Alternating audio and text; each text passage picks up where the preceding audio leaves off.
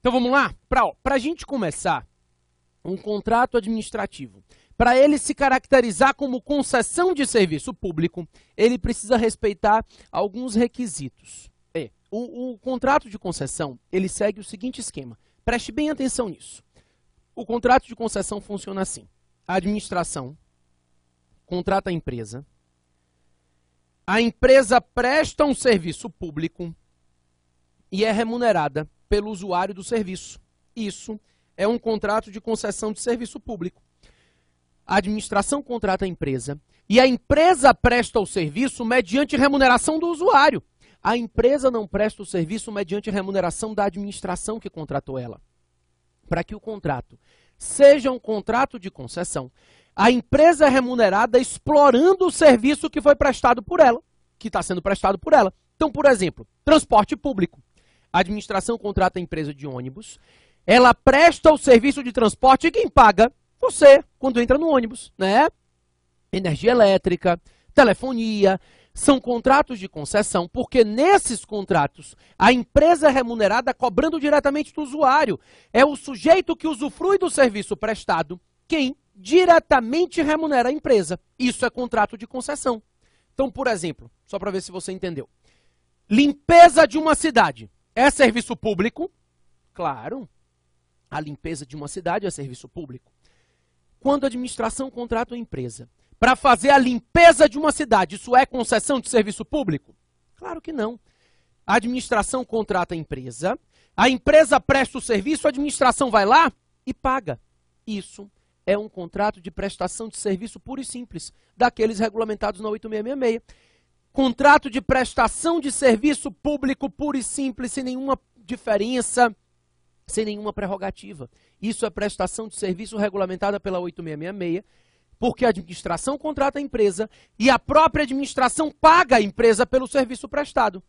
Para ser um contrato de concessão de serviço público, a empresa deve ser remunerada pelo usuário. A empresa deve ser remunerada explorando o próprio serviço prestado para ela. Isso é uma concessão de serviço público, tá? Então, outro exemplo, televisão. A Globo, a Record, são concessionárias de serviço público. Por que você acha que a Helena anda naquele carro... a novela começou agora, mas eu já estou vendo. Por que você acha que a Helena... Que hoje a Helena virou a Helena mesmo, de verdade, né? Porque ela até ontem era aquela Helena pequena. Por que você acha que a Helena apareceu naquele carro Kia? Porque a Kia paga uma fortuna para a Helena entrar naquele carro. Exatamente, a ideia é de que é assim que a novela, é assim que a Globo se remunera, cobrando dos usuários. Aliás, que novela miserável essa que está começando nesse início de 2014, viu? O menino enterra o amigo vivo. É um horror, nunca vi um negócio daquele, não. Agora já que todo mundo crescido, mas mais jovem, vixe, enterrou outro vivo para poder casar com a... Esqueci o nome da menina. Helena, mas a mulher do Neymar, Bruna Marquezine. Para casar com a Bruna Marquezine, pegou... o Greg tá de olho. O Greg tá assistindo a novela. Eu sei que para casar com a Bruna Marquezine, o sujeito pegou o amigo, enterrou vivo. Uma miséria total essa novela. Não tô gostando, não. Preferia Félix. Mas, voltando pro meu raciocínio, eu quero que você entenda que é assim que a Globo se remunera. A Kia paga uma fortuna para a Helena andar naquele carro. É uma fortuna, é um valor absurdo. Por quê? Porque é assim que ela recebe de volta o dinheiro que ela investe. Ela não ganha de nada da administração. A administração concedeu a ela o serviço de televisão, radiodifusão de sons e imagens, e ela cobra daquelas pessoas que querem botar os produtos em evidência no horário televisivo, né? Isso é concessão de serviço público. Na concessão, a empresa é remunerada explorando o serviço transferido para ela. Sendo que essa concessão pode ser ou uma concessão simples, que é exatamente assim que você acabou de ver. A administração contrata a empresa vai lá prestando um serviço e recebendo a remuneração do usuário. Ou a concessão de serviço público ela pode ser precedida de obra. Então, nós temos uma concessão simples de serviço público e nós temos uma concessão de serviço público precedida de obra pública. São as duas possibilidades. Na concessão de serviço público precedida de obra, a empresa é contratada, E aí ela vai primeiro executar uma obra com o dinheiro dela, tá? Por conta e risco dela, com o dinheiro dela, ela executa uma obra. Sabe o que acontece? Depois que ela executa a obra, ela vai poder explorar o serviço decorrente dessa obra para se remunerar. Aí ela se remunera dos gastos que ela teve com a obra e ainda recebe o lucro dela. Então, imagine que eu contrate uma empresa para prestar o serviço de metrô. Primeiro ela executa a obra do metrô, com o dinheiro dela ela executa a obra do metrô e depois ela vai poder explorar esse serviço de transporte para se remunerar dos gastos que ela teve com a obra. Isso é uma concessão de serviço público precedida de obra, tá? Tranquilo. Seja a concessão comum, seja a concessão precedida de obra, o sujeito vai executar um serviço público que foi descentralizado, delegado pela administração e vai ser remunerado pela exploração desse serviço que foi entregue a ele. Bacana? Maravilha. Daí, pessoal, a Lei 8987 de 95 estabelece algumas peculiaridades, que é o que eu disse a vocês. A concessão de serviço público é, antes de mais nada, um contrato administrativo. Por isso, eu não vou repetir todas as questões que a gente tratou acerca de contratos. Eu só vou conversar com vocês as peculiaridades, aquilo que o contrato de concessão difere, é aquilo que o contrato de concessão diferencia dos contratos administrativos comuns. Vamos lá? Para começar, pessoal, quando eu falo de concessão de serviço público, a concorrência é a modalidade licitatória obrigatória. Isso, a Lei 8987 estabelece que a concessão de serviço público deve ser precedida de licitação na modalidade concorrência, independentemente do valor do contrato. Falei isso quando falei de licitação. Existe uma exceção, né? Os serviços que estejam no Programa Nacional de Desestatização da Lei 9.074. Então, todos os serviços regulamentados no Programa Nacional de Desestatização, como é o caso da energia elétrica, por exemplo, esses podem ser concedidos mediante leilão. É uma exceção. A tendência é que a prova lhe pergunte a regra geral, lhe dizendo que os contratos de concessão de serviço público devem ser precedidos de licitação na modalidade concorrência, e você vai dizer que é verdade. Aqui tem uma peculiaridade na concorrência, duas. A primeira peculiaridade diz respeito aos tipos de licitação. Os critérios de escolha do vencedor não são os critérios da 8666, tá? A Lei 8987 fala em menor tarifa, melhor técnica combinado com melhor tarifa, ou seja, existem alguns outros critérios que podem ser utilizados para escolher o vencedor, que não aqueles critérios básicos da 8666. Além disso, no caso de concorrência para concessão de serviço público, o edital da concorrência pode prever uma inversão das fases de habilitação e classificação, determinando que primeiro sejam classificadas as propostas para depois habilitar os licitantes. Isso não é a lei quem faz, tá? A Lei 8987 não inverte fases nenhuma. Ou seja, a Lei 8987 determina que se utilize licitação na modalidade concorrência, nos moldes e no procedimento que a gente já aprendeu na 8666. O edital dessa concorrência, somente nesse caso para a concessão de serviço público, o edital da concorrência pode prever uma inversão de fases. Então, se isso estiver previamente determinado no edital da concorrência, aí, embora seja uma modalidade de concorrência, o procedimento vai ficar parecido com o pregão, porque vão se inverter as fases e primeiro vão ser classificadas as propostas para depois serem habilitados os licitantes. A lei prevê essa possibilidade de inversão de fases na concorrência, desde que isso esteja regulamentado pelo edital. É uma novidade, né? Na 8666, o edital não pode mudar as fases da concorrência. Na concessão de serviço público, pode. Daí, realizado o procedimento licitatório nos moldes determinados pela lei, vai se celebrar o contrato. Celebrado o contrato, a gente tem duas partes. A gente não chama contratante e contratado. A gente chama concedente, que é o poder público, né, o poder concedente, e a concessionária. Então, as partes no contrato de concessão aqui são o poder concedente, que é o poder público que celebra o contrato de concessão, e a concessionária de serviço público. A concessionária, de acordo com a lei, pode ser ou pessoa jurídica, ou consórcio de empresas. Então, não é possível celebrar contratos de concessão com pessoas físicas, tá? A concessionária de serviço público pode ser uma pessoa jurídica ou a concessionária de serviço público pode ser um consórcio de empresas. Então, pessoa jurídica ou consórcio podem celebrar contratos de concessão. Não se admitem contratos de concessão celebrados com pessoas físicas. Então, todos os contratos de concessão serão firmados necessariamente ou com pessoa jurídica ou com consórcio de empresas. Quando se fala de licitação feita por consórcio, se admite a participação dessas empresas, mesmo que o consórcio não esteja firmado. A lei estabelece que é possível a participação de empresas em consórcio, com um simples compromisso de firmar o consórcio em caso de vencer a licitação. Isso. Se inicia o procedimento licitatório e as empresas firmam um termo se comprometendo a firmarem o consórcio público ou consórcio privado, né, em caso de saírem vencedoras na licitação. Se elas ganharem a licitação, elas vão ter que firmar o consórcio antes de celebrar o contrato, mas elas não precisam firmar o consórcio para participar do procedimento licitatório. Por quê? Muitas vezes não haverá interesse em firmar o consórcio se elas não ganharem, né? É por isso que se permite que elas participem da licitação em consórcio antes de firmar o consórcio. Elas assinam um compromisso de firmar o consórcio e participam do procedimento licitatório. Caso elas saiam vencedoras ao final do procedimento licitatório, aí elas deverão firmar o consórcio antes de assinar o contrato de concessão de serviço público. Ok?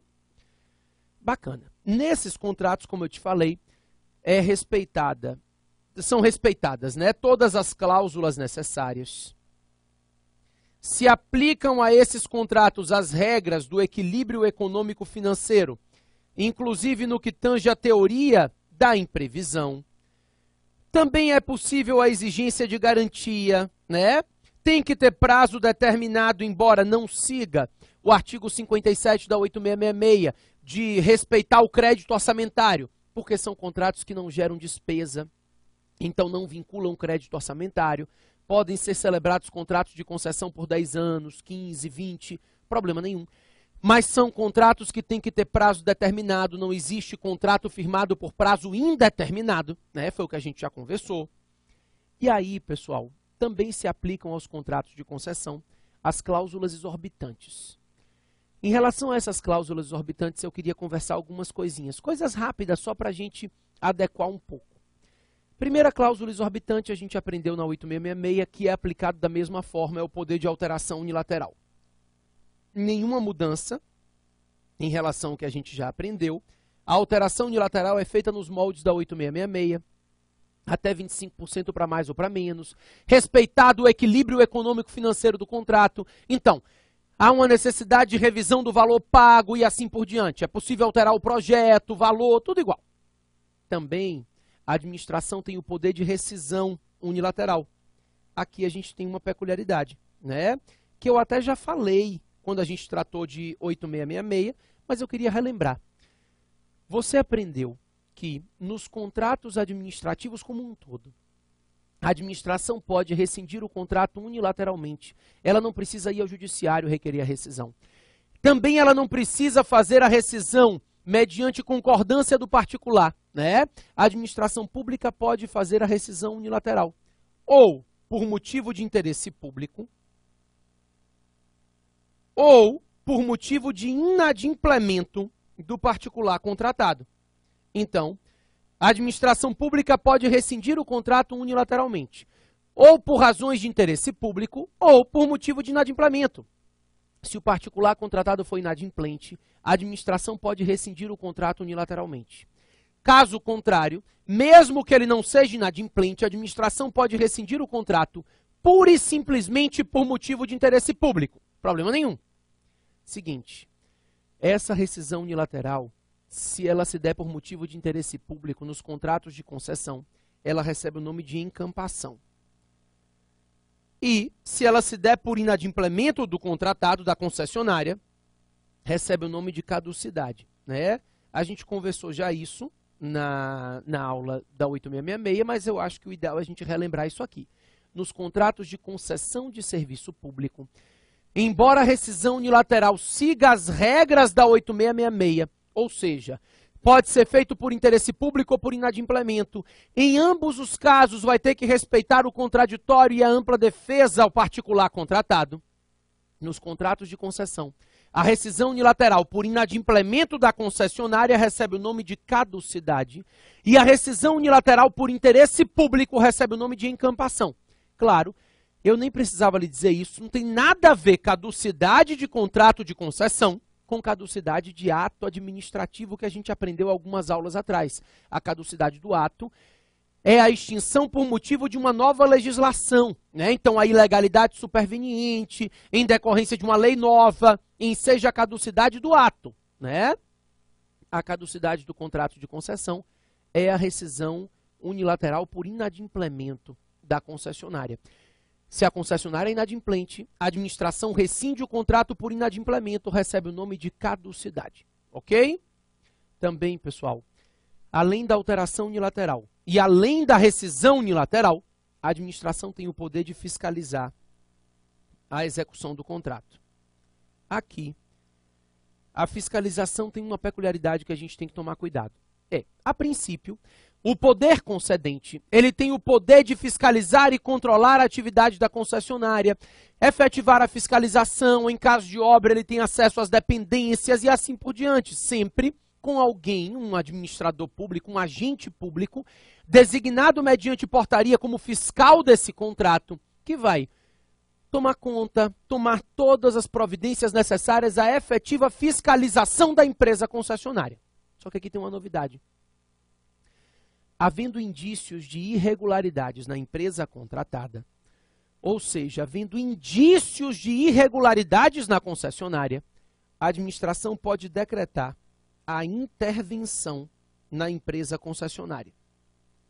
O que é a intervenção?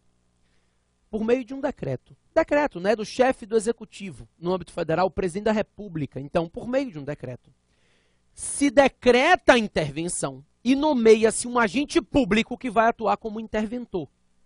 Então, a administração pública expede um decreto, né? Você já sabe que o decreto é ato privativo do chefe do executivo.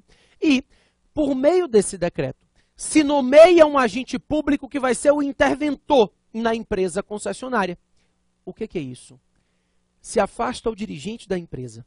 E no lugar desse dirigente se coloca um agente público que vai ser o interventor.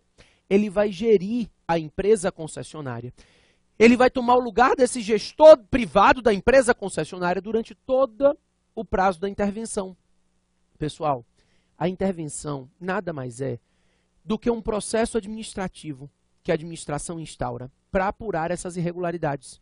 Como haviam indícios de irregularidades na empresa contratada, a administração pública vai apurar essas irregularidades mediante processo administrativo. Então, ela instaura um processo administrativo e, mediante a instauração desse processo administrativo, ela determina a intervenção na empresa concessionária. E aí, para evitar que esse gestor atrapalhe o andamento desse processo, que vai verificar se realmente há ou não irregularidade, se nomeia um agente público para tomar o lugar desse gestor.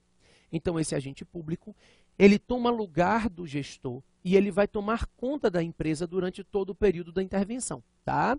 Por isso, a lei estabelece prazos para a administração intervir na concessionária. Depois de decretada a intervenção, em no máximo 30 dias, a administração deve dar início a um processo administrativo e depois disso, mais no máximo 180 dias para o processo acabar. Tá? Então, decretada a intervenção, em no máximo 30 dias a administração instaura o processo administrativo e depois são 180 dias para que esse processo acabe. Ou seja, 210 dias é o limite que a intervenção pode demorar. Né? 30 dias para instaurar o processo e mais 180 dias para que o processo termine, necessariamente. Ao final desse prazo, tem que se extinguir a intervenção e devolver a empresa ao dirigente, né? Devolver a empresa concessionária ao gestor privado que vai tomar conta dessa empresa. E aí existem duas possibilidades. É possível que ao final da intervenção se verifique que houve uma irregularidade. E havendo irregularidade, o que acontece? Da intervenção pode decorrer a caducidade do contrato. Isso, a gente sabe que a caducidade é a rescisão por inadimplemento. Então, se na intervenção a administração descobre que a concessionária foi inadimplente, que efetivamente ocorreu alguma irregularidade na empresa, a administração pode decretar a caducidade, que é a rescisão unilateral por inadimplemento da empresa concessionária, né? É por isso que a prova diz assim, da intervenção pode decorrer a caducidade do contrato. Perfeito. Como a intervenção vai apurar se houve irregularidade, se a intervenção apurar a existência de irregularidades, pode-se decretar a caducidade. E também é possível que na intervenção verifique-se que não cometeu-se nenhuma infração, que não há nenhuma irregularidade, e aí extingue-se a intervenção e o interventor vai ter que fazer a prestação de contas. Então, nesse caso, há uma extinção da intervenção e a prestação de contas pelo interventor. Bacana? Seguinte, pessoal, entendidas as regras referentes à intervenção, além do poder de alteração unilateral, rescisão unilateral e fiscalização, nos contratos de concessão, também se prevê a aplicação de penalidades, e aqui se aplicam as penalidades nos moldes da 8666, nenhuma novidade, e também a Lei 8987 regulamenta a possibilidade de ocupação temporária de bens, da mesma forma como é feita a ocupação temporária de bens nas empresas, ou nos contratos administrativos nas empresas contratadas, né, que não sejam concessionárias. Inclusive, o exemplo que eu dei de ocupação temporária, quando a gente falou de contratos, era numa concessão. Eu disse, imagine uma empresa de ônibus que presta o serviço de transporte público, os funcionários entram de greve, a administração vai lá, ocupa temporariamente os ônibus e com isso mantém a prestação do serviço de transporte. Isso é ocupação temporária de bens, né? Na concessionária de serviço público, se admite, se regulamenta a possibilidade de uma ocupação temporária de bens. Nenhuma novidade até aqui. Só toma cuidado com uma coisa. A gente não pode confundir ocupação temporária de bens com reversão de bens. Exatamente. A ocupação temporária você já sabe. No bojo do contrato, inclusive no contrato de concessão, né? No bojo desse contrato, para evitar uma descontinuidade do serviço, para evitar que se interrompa o serviço pela paralisação da empresa, a administração pode ocupar os bens da contratada e, com isso, manter a prestação do serviço. Então, se mantém a prestação do serviço em virtude da paralisação da empresa concessionária. Havendo dano, depois a administração indeniza os bens que foram ocupados e danificados. A reversão não. A reversão ela ocorre ao final do contrato de concessão. Terminado o contrato de concessão, todos os bens da concessionária que estavam atrelados à prestação do serviço são revertidos ao poder público. Aqui, pessoal, a reversão de bens é uma transferência de propriedade, mediante pagamento de indenização. A lei prevê uma indenização. Mediante pagamento de indenização, transfere-se a propriedade, ou seja, revertem-se os bens da concessionária ao poder público. A ideia é que a reversão de bens é uma transferência de propriedade dos bens da concessionária ao Estado. Isso é feito ao final do contrato de concessão e é feito mediante o pagamento de indenização. Não indenização por dano, indenização pela aquisição do bem.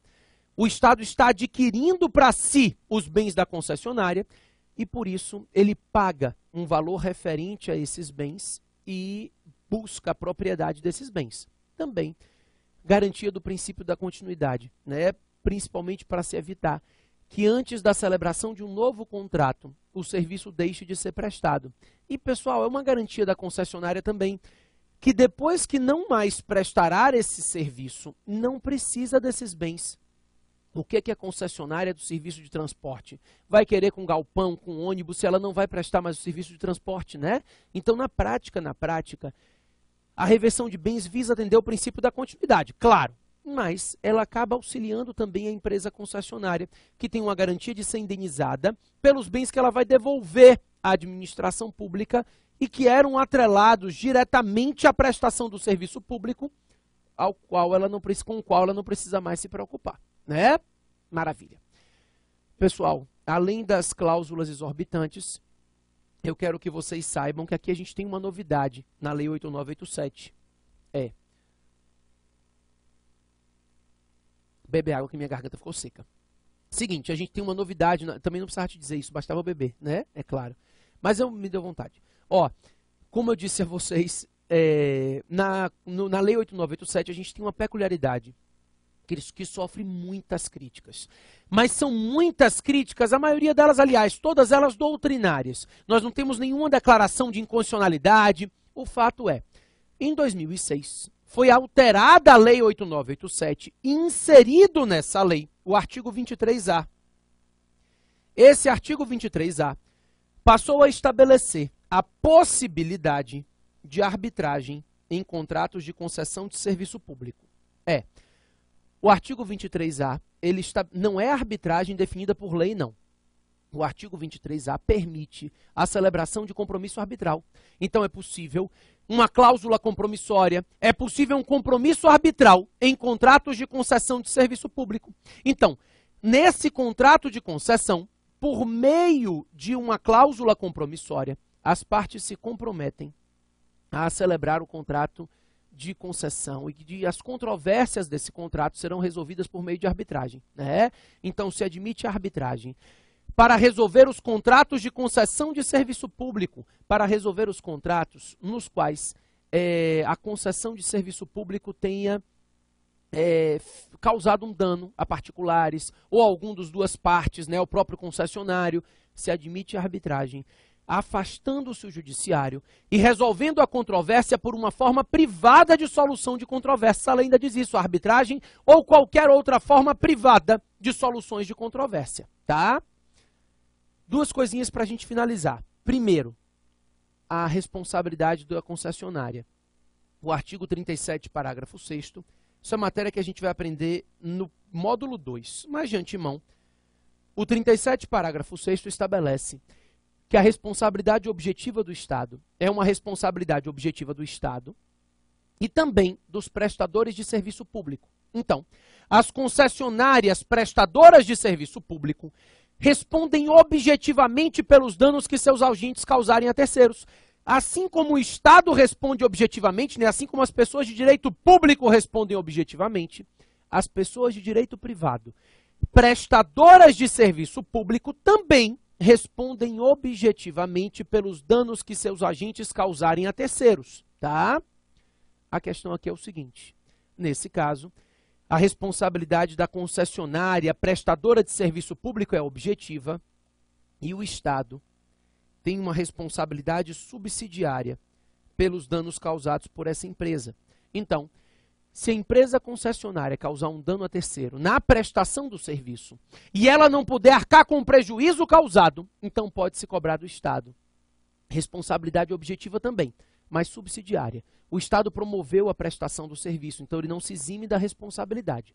Se a empresa concessionária não puder arcar com o prejuízo causado, o Estado responde subsidiariamente por esse dano.